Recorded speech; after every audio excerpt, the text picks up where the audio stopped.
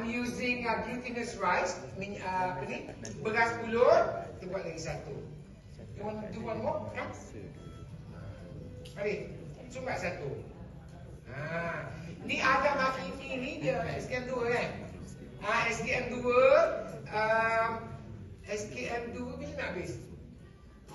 Hujung tahun ni habis. Tapi sekarang dia dah kerja secara full time di Joe's Kitchen in you know Joe Blizzo? Joe Blizzo the rapper, he just opened up a restaurant in Shah Alam. Ada few outlets kan? Satu lagi nilai dan dia yang opening team. And you should go and try, it's very nice.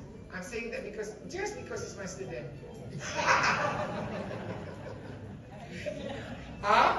Kalau tak student tak sedap. Okay, so kita sumbat macam ni, dia akan bersepah sikit tak apa. Ni kalau masak ala-ala darurat macam ni kan.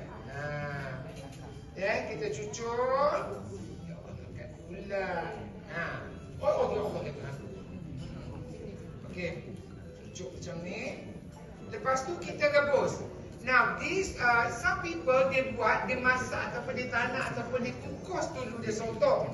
Dia kukus dulu dia sotong. Tapi I find kalau kita kukus dulu sotong, santan tu tak berapa nak meresap dan juga rasa manis sotong tu tak berapa nak meresap dalam mulut.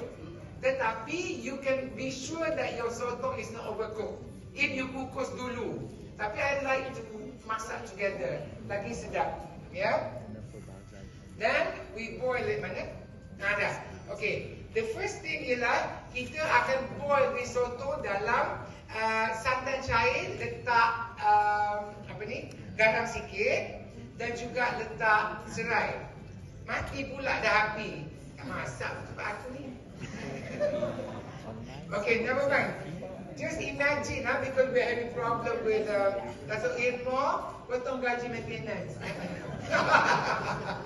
Okay, imagine it's been boiling. After the glutinous rice dah masak, you add in the santan pekat.